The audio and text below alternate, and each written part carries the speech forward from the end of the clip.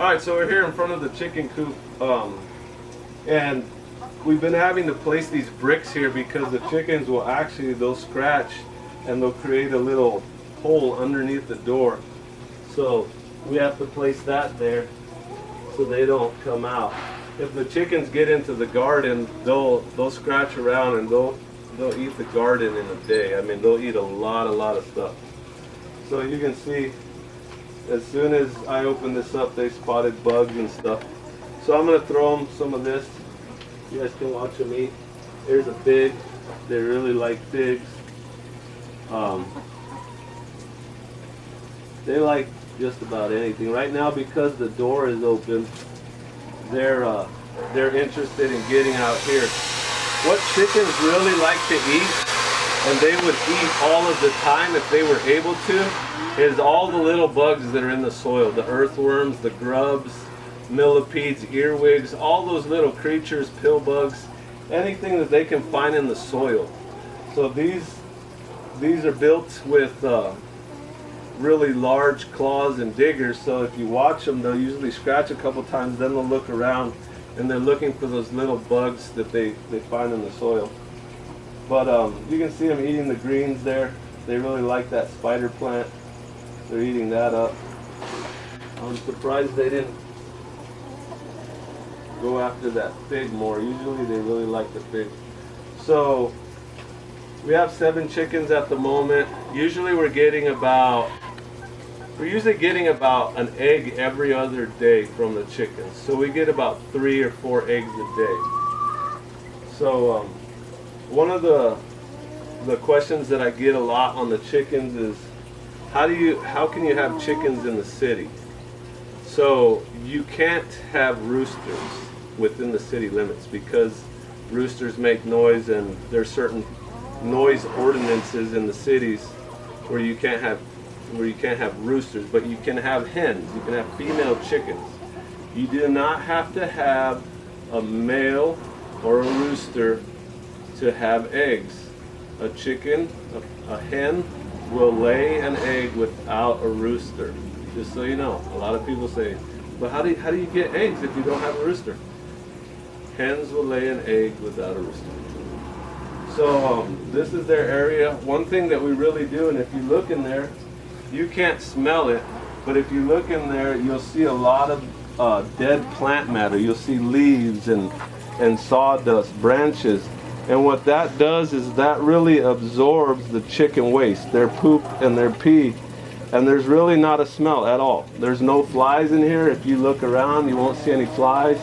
Another reason there aren't any flies is because all of the spider webs that are in this area. But yeah, this is a very clean, it's a very important part of this system. So they actually shred a lot of the plant matter. When we pull stuff out over winter, we put it through here, and then they compost it, and then we shovel that out and we place that back in the beds. Actually, let me come over here. I'm going to show you a little trick that I use. So a lot of times people will have their compost area way far away from their garden area, and then they got to go and they got to take a wheelbarrow and shovel it in and all that. What I do is, in this area, of course, I'm on a very small scale, so I like to keep my compost pile right next to my garden bed. So what happens is, when it rains down here, what it begins to do is it begins to wash all of those nutrients and all of that broken out compost. It washes that. It's like a beneficial erosion. It washes that down into the garden bed. So then all I do is I pile it up there, it breaks down, and then it washes down. So if I want to water this garden bed, I'll actually water up there, and it'll bring all this down. You can kind of see how it looks eroded. So if you come over here, there will be a ton of plant or biological life in here. So if you can come get a close-up of this area right here, this is really what you want your soil to look like. So you can see all the earthworms in there. There's tons of earthworms. If I go back into here, I'm going to start to get what they call pill bugs and different types of beetles. I may even see some grubs in here. But this is very, very alive soil. This soil is very alive. And that's what you want to see. So this is constantly being fed new material that comes out of the chicken cage. So that's kind of one of my little methods. And so here's a whole nother layer. Now we're in the garden bed, but you can see all of the earthworms in there. And you can see that a lot of this soil has washed over into here. And this is starting to get ready for being planted out again. Here's a grub. Throw it over to the chickens. Actually, I'll show you.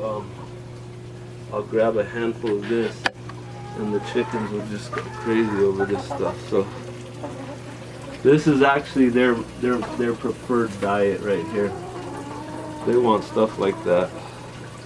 They want those worms, and see, that's what they're after. This little rascal got away. Get back in there. Alright, let's close the chickens back up. Yep, she spotted one on her way in. See, she's finding all those worms. Go dig around. Alright, enough playing with the chickens. Let's keep moving. This video is getting really long.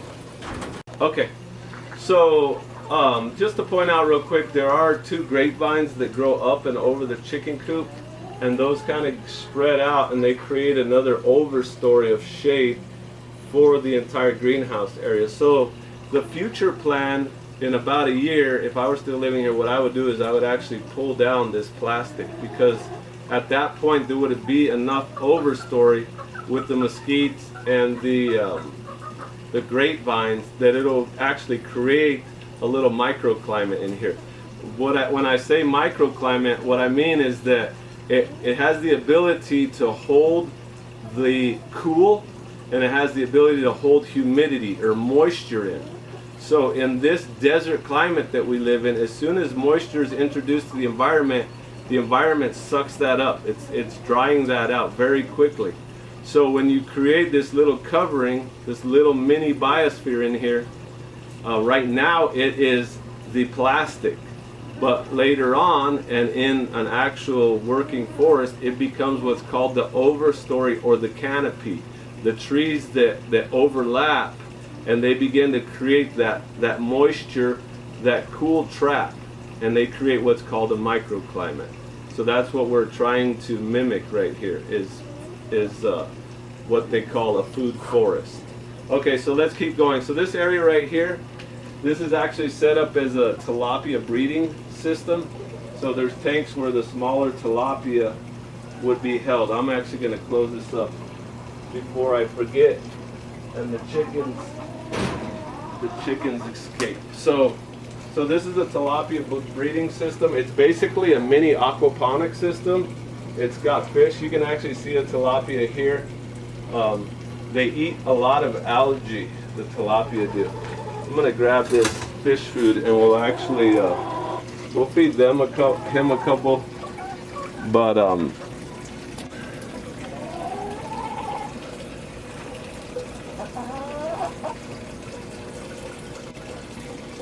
there's a lot more fish over here in the main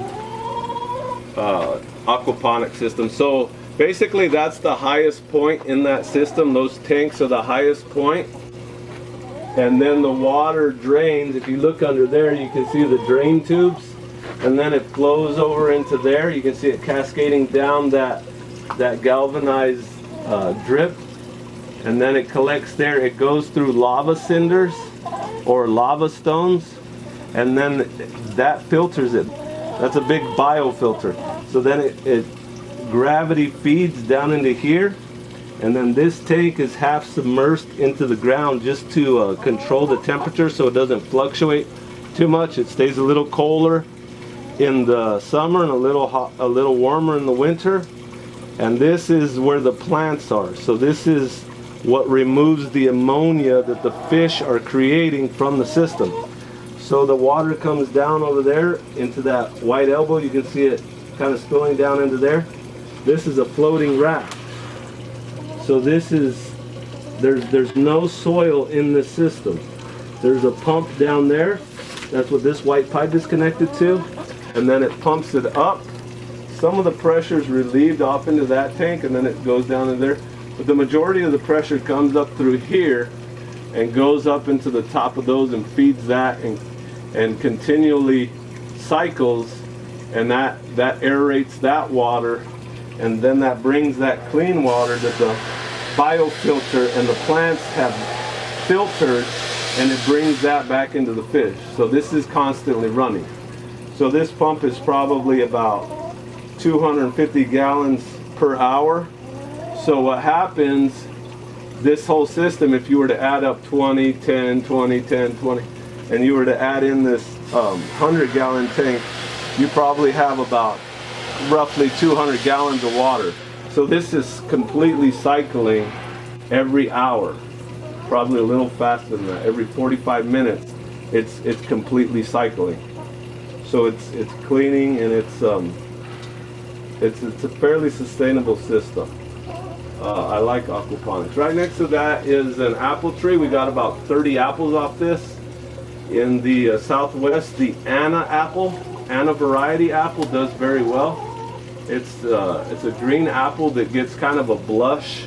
It gets a little bit of red on it. That's actually when it's ripe. And if you don't catch it right as it starts to blush, the fruit will begin to fall off at that point. That's when it's its ripest. When it goes from kind of a greenish yellow into just a real slight pink at wherever it's getting sun. So I really like this Anna apple. It's about 5 years old. So that was here before the greenhouse was set up, and we kind of built around it. But it's doing just fine. There's a little orange tree. I actually got some seed from my dad, and that's where that guy came from. That's about 2.5, 3 years old. In a forest, that's the way it grows. I mean, if you look down where the base is, where the trunk is, I mean, it's probably 6 inches apart, but that's what happens in nature. Okay, so let's come into here, into this mini greenhouse. There's a little note. This is also a future plan here. So if I were staying here, what I do is take out this greenhouse structure. As this began to grow up, it would actually grow over. I actually had some more, and you can see them. I cut them down quite a bit because they started kind of overgrowing, and what needed to happen is the plastic needed to be removed at that time. But there's actually two, you can see the other one, there's actually 2 mesquite trees in here that would grow up, and then those would shade this. Now in the summertime, this gets so much heat that the tomatoes actually die back. That's why they look kind of brown. But you can see where it's lower and they don't get direct sunlight all day, that they're still alive and they're doing fine. So there's actually 3 tomato plants in this aquaponics system. So we're coming into a small greenhouse on the side of the house. So that's the side of our house there. And then this is the neighbor's wall here. So basically what I did is just kind of bridge those two and put plastic over it. Another thing I could have done is put a shade fabric over this, and I actually usually do that, but we just kind of weren't focused on the garden for the last 3 or 4 months. Okay, so we're here at the aquaponics system. Aquaponics, it can be complicated. This is what's called a constant flow system. So the pump is always on. This is where the pump is. This is actually a pump filter, and every other day or so we have to come through. That green stuff that you see is algae. So the algae tends to clog this up. This just keeps big solids out of the pump, like gravel or anything that may, like a leaf or something like that, that may get down in the water, so it doesn't clog the pump up. So here's the fish food that we use. It's just a pelleted food. There's a couple tilapia down in here. We like to keep tilapia in there so the mosquitoes can't breed in there. It'd be hard for you to see the tilapia, but let me just point out a couple plants. This is also a floating raft here. If you look in there, you can see all the roots coming down. So the roots are collecting the nutrients as the water goes by, and because the water's constantly moving, it's putting oxygen into the water. As the water flows from tank to tank, when it drops, it breaks the surface. I'll kind of point that out over here again, but that keeps the water oxygenated. So we have, again, the spider plants. They do very well in this. There's mint here. This is mint, like a spearmint. I've made tea out of that. The tomato's actually coming back. So this is, if you look right over in here, there's actually still quite a bit of tomatoes, and I'll have to come and pick some of these. But you can see all the tomatoes in here. So the tomatoes, a lot of times, what the commercial growers will do is they'll string these all up. And that's actually kind of what I started to do with this right here. But what I found is when they were strung up, the tomatoes would end up in the sun. They would end up out at the top like that, and then they would get burned and blistered, and then they would start cracking, and they'd split open, and then you can't eat them. What I found, if you just let the tomato grow the way a tomato grows, is it overlaps itself, and then the fruit actually gets hidden by the new growth. So the flower will pollinate it, and then the fruit will set, and then what will happen is once that fruit is set, a new set of foliage will start growing over it, and then as that fruit is growing out, it gets covered. So if you look in here, there's quite a bit of tomatoes in here. We've gone through and picked a lot of them, but this is a good example here how, yeah, here you can see more fruit down in here. Here's another tomato. So actually, just by observing that, I started letting the tomatoes grow differently. So there's two Roma tomatoes in here. There's a Roma back in this tank here, Roma tomato. And then there is also a cherry tomato that I actually just took from over there. It was in the ground. It had a little bit of a root system going, probably only about this big, about 4 months ago. And I stuck it over here, and it started growing like crazy. We haven't got any fruit off the cherry tomato yet, but the Romas, like I said, these are about 4 years old, and they're doing great. So here's the cherry tomato. This whole plant right here is only about 4 months old. It's got a ton of flowers on it. You can see these little yellow flowers. These will all become eventually, this is also part of the cherry. These will all become fruit eventually. I'm guessing when it cools off again, we kind of get two major tomato harvests from this system. So we get it from when we're coming out of winter into spring when it starts warming up, and then we kind of get this dieback with a lot of this, the dead foliage like we have now. Then when it starts cooling again and start going back into winter, then we get another harvest of it. So this bed right here, if you look in here, this bed is actually full of gravel. It's got lava stones in it. So this is you have a raft system, floating raft system, and then you have a filled bed with these lava stones. So these actually allow the microorganisms to grow on this rock. So it gives them a bunch of rock surface to grow on, and then as the fish waste comes along, it begins to break that down. So this is where a lot of the solids are collected in this tank. So that's kind of in the middle. So if we keep going up, this is another tank. There's a total of 5 tanks. So this is the second highest tank. This is the highest tank. This is where the majority of the fish are. So the water actually comes up through this yellow pipe here. That original tank that I showed you, it pumps it continuously. That pump never turns off. Tank is the second highest tank, so this is all gravity fed down. So if you look in here, you can see where the water comes in, and you can see all the fish in there. These are all tilapia except for one fish. There's one catfish in there, but all the rest of those are tilapia.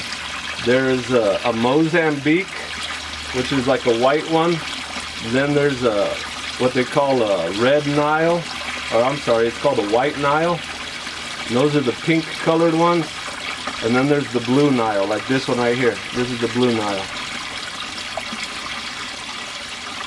So this is the fish side of the aquaponics system. So these are the ones that eat the food and create the waste that end up feeding the plants. And a lot of that waste is actually ammonia or urine. When the fish, believe it or not, fish do go pee. When they pee in the water, that releases ammonia. It's like if you ever been near an outhouse, out in the forest or wherever an outhouse may be, you'll get that ammonia smell. Well, fish release that into the water, and the plants eventually take that in. It turns into what they call nitrites and then nitrates, and then the plants can use the nitrates or nitrite. That's the basics of the aquaponics system. It's been an awesome little system. This system's actually been up and running for 6 years. It's been continuously cycling. So we've really enjoyed this. The kids like coming out here, feeding the fish. We get a ton of tomatoes. And you can grow all kinds of stuff in here. We like the tomatoes because they're very little maintenance. A lot of people ask me, don't you guys spend a lot of time keeping up with all this? A lot of times I'm out here for 15 or 20 minutes a day. When it's cool, I only really have to come out here every other day. But I like to come out here, so I'll spend a half an hour or an hour out here just observing, looking at different things. Let me just point out one last thing before we end this tour. This is the pomegranate. This is about 5 years old. When I planted it, it was about this big, and it's been fed off of mostly rainwater. Like I said, the rainwater, if you remember when we were back in the greenhouse, this is actually the path where it flows, and then there's a well there where the water has a chance to really sink down one last time before it runs off the property, and then it runs out and it runs off into the street. That concludes the garden tour. Thanks for watching. If you have any questions, feel free to leave a question in the comment section, and make sure you subscribe. We're making these videos and hoping that you guys will follow along and learn something, because it is our goal, and I've said this at the end of some other videos, it's our goal to get as many people growing as much stuff as possible. So that's what we're trying to learn how to do, and that's what we're trying to teach other people how to do. Take care.